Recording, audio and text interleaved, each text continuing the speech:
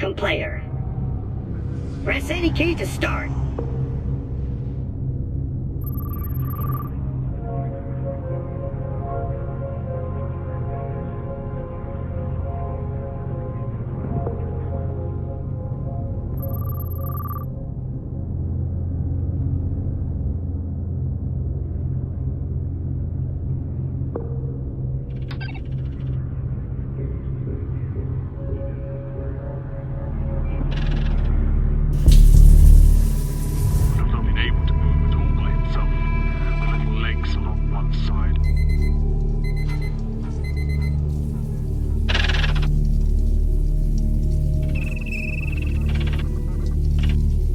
Do you believe in fate? No, Why not? because I don't like the idea that I'm not in control of my life. I know exactly what you mean.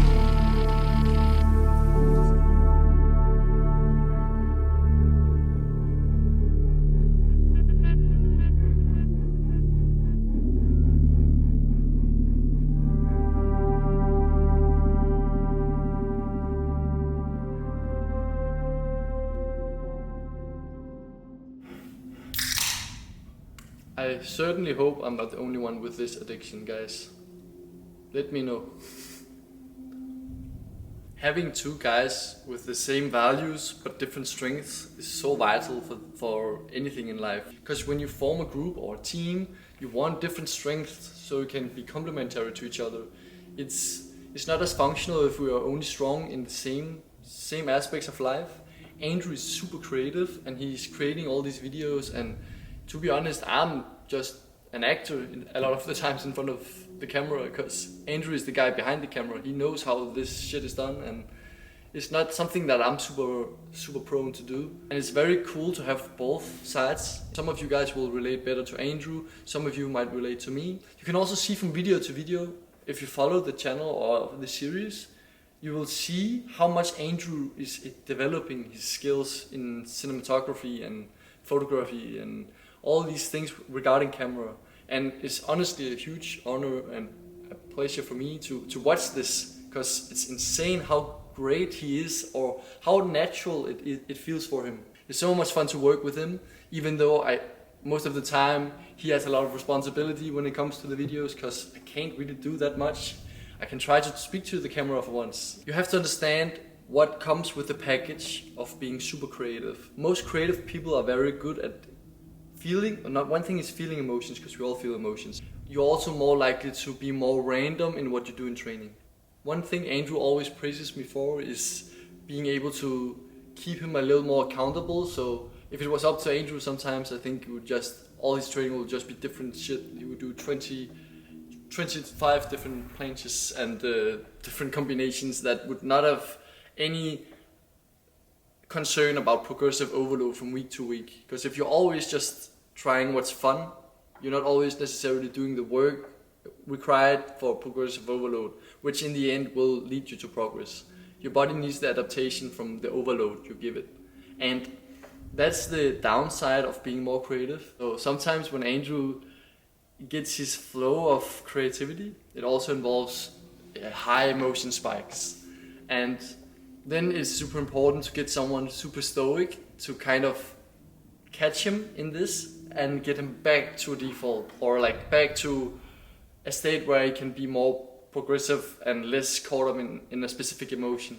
But I think that a lot of you guys can relate. If you guys are super creative, you might also struggle with this. Andrew showed me the other day, it's been years since I watched Star Wars, and the whole Anakin Obi-Wan, that dynamic is very much like me and Andrew. I'm kind of his rock in those periods, but this is the fucking essential part of being a squad. So you have different strengths, and those have to complement each other. If you're just two guys who's always stoic, always looking at things from a positive standpoint and only looking for the good stuff, sometimes you will miss out on opportunities as well, or like possibilities for more growth, or the fire to get off your ass right now. Sometimes when you're too positive, it can be like a comfort zone. And that's very important to me, that I don't get stuck in a comfort zone just because I'm very stable, emotional, and very stoic, and I don't even know how to phrase it better, but I wish there was better words for it. But I'm more keen to being in that kind of flow state, and Andrew is more all over the place. And he needs a guy like me, just as much as I need a guy like him to always keep me on my tippy toes and always have that fire in me that wants to achieve more and don't get complacent. And also I need to get ready for training because Andrew is on his way here and we're gonna go sesh. Of a vigilante, but in desperate times. Now, how much of a choice do we have? As you know, I have been president of Gotham's Victims Advocate Foundation going on about 12 years now, and during that period,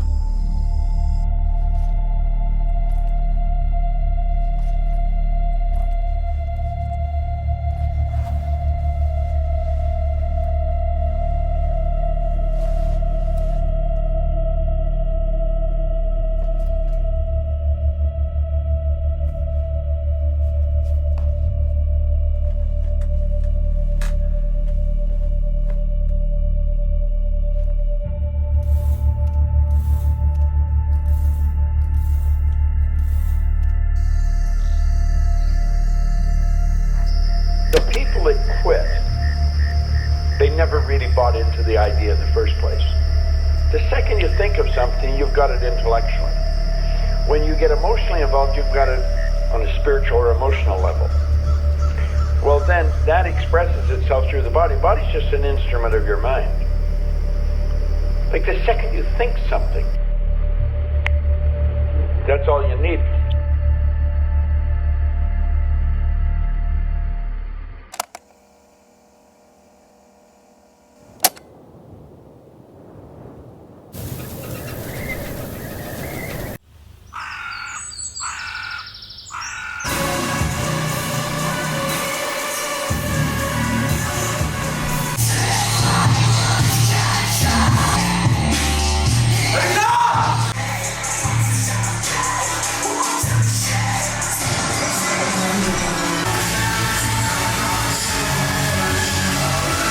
Kom så! Let's go, bro! Kom så! Yes! Sygt! Du har masser af power! Yes! Clean! Clean! Ind og reset! Kom så, kom så, kom så, kom så! Nice! Nice! Op med dig, op med dig! Nice! godt, bro. Skide godt. Woohoo! Kom så, kom så, kom så, kom så, kom så. Giv liv, giv liv.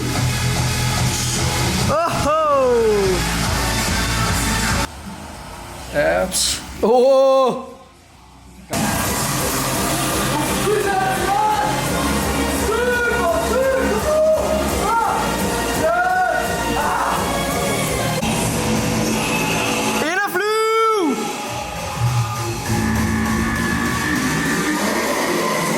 Kom så!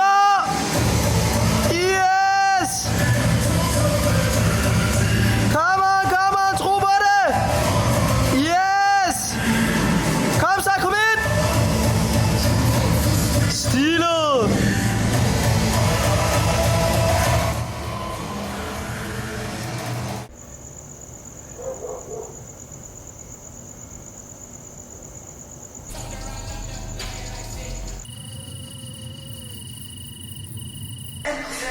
Sin mor er kundeservice. Og i restauranten er der en hel hovedret til halv pris.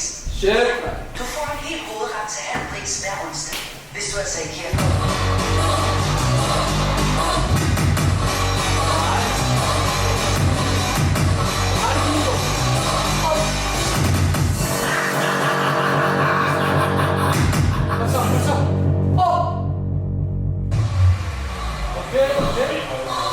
Det er så crazy!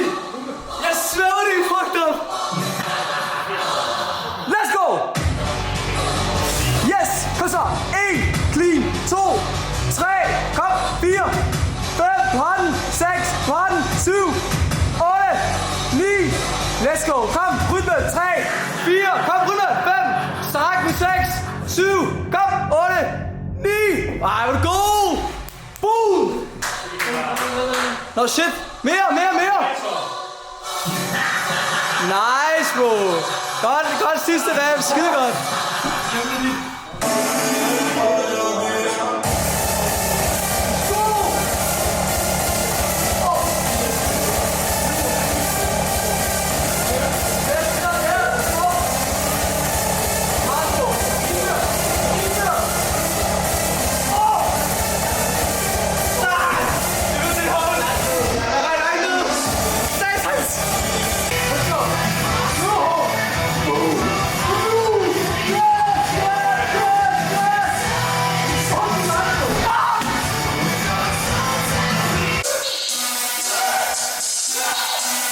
Kom så! Yes! Kom så, du har den! Yes! Sindssygt! Okay guys, welcome to something different and new. You see, for every episode, it just keeps on getting more evolved and beautiful. So,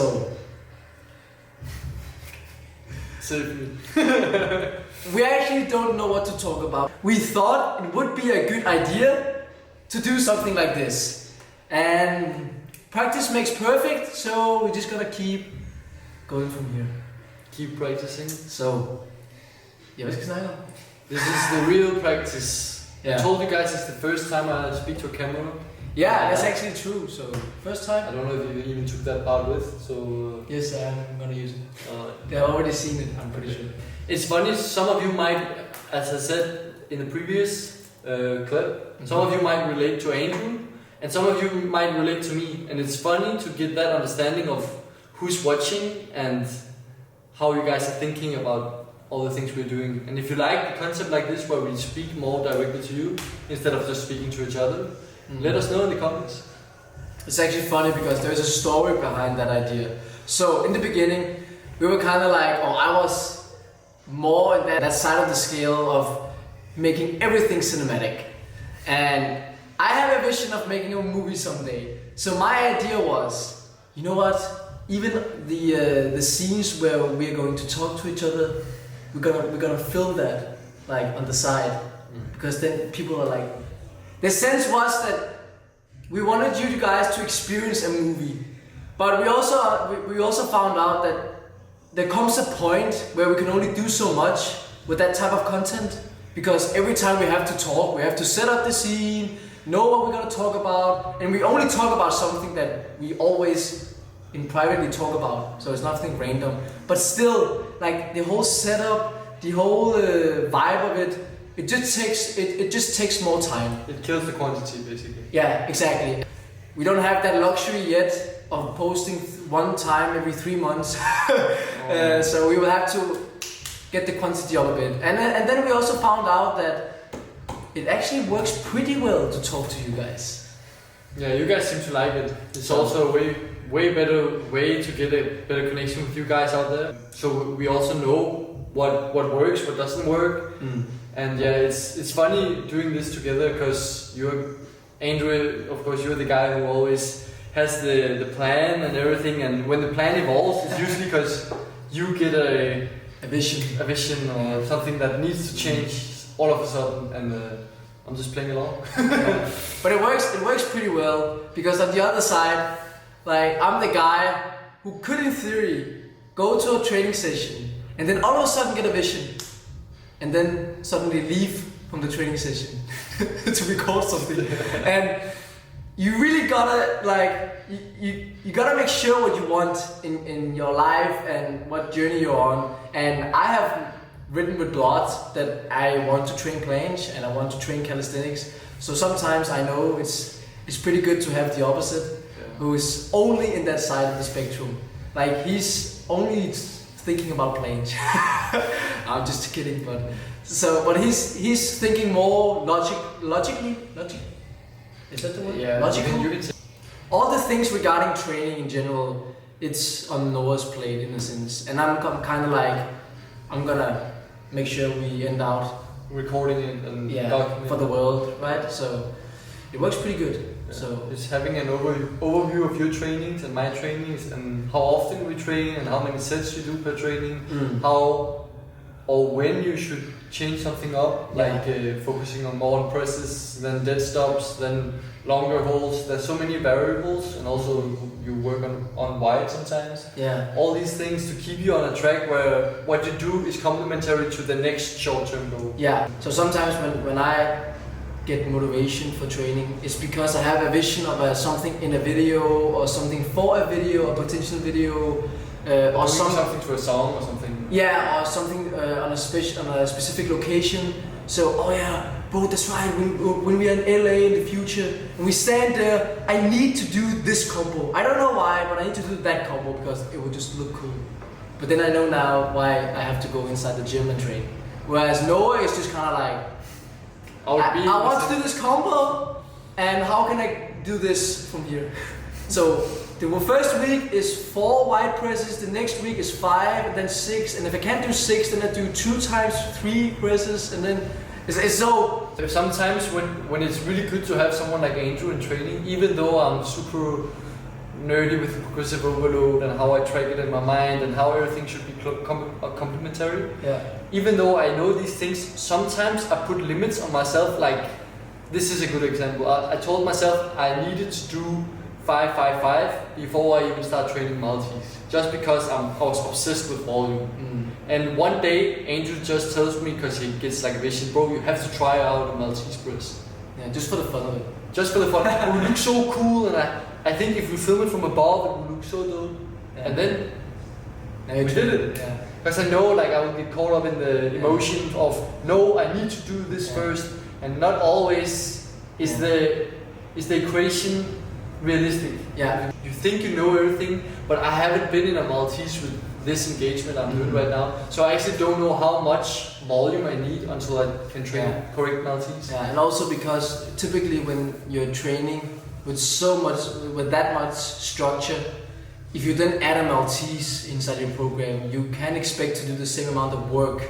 So that means in theory you will have to downgrade your work to add a new variation, and that can be hard to track. Like, you can't really track that in a sense. The only thing you can track in that scenario is that, oh yeah, I'm doing Maltese now in my training. It's really good that you pointed out, because this is the exact feeling why I have a hard time listening to you. Because I know when I involve fingertips in this training, I will drop in my volume in my presses. And that's not fun to do. And that's not fun when you're always about progressive overload. Yeah. But that's like the middle ground, because sometimes you have to do that because the Maltese training for some period or the fingertip training, that also adds something on the other side. Because you know you can do fingertip all of a sudden and do combos and that, then it kind of, the confidence, then it justifies the work later on. Well, because I can do fingertips and also some of my volume combos. Then if I remove fingertip, I should be able to do more of it. So. I think it's important to take in, guys, that it's like, because we're opposites, we also, and we talk a lot, of course, then we know the truth is in the middle, guys. It's always in the fucking middle.